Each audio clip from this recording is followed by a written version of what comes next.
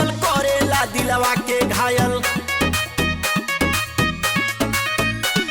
हे गोरी तोहरा पाँव के पायल करेला दिलवा के घायल त जाना मारेलू तो जाना मारेलू हंस के नया नवे से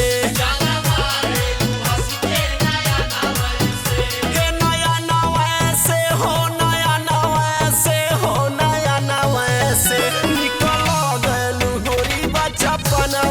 से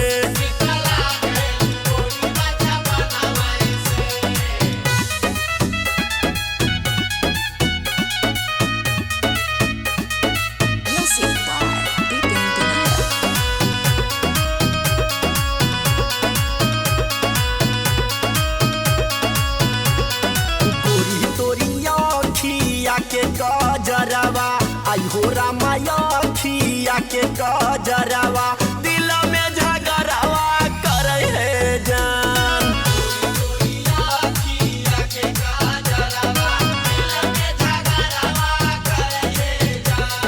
कई पागल कैलू कंगनवा से निकल गलू गोरी बचपनवा से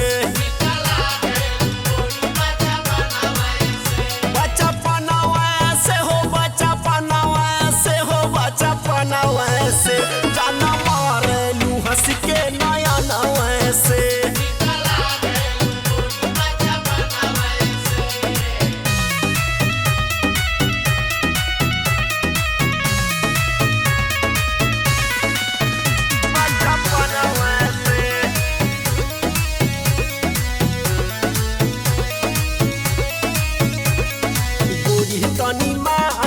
जक्सन के बतिया बनी जा रविंद्र विपिन के संगतिया जिंदगी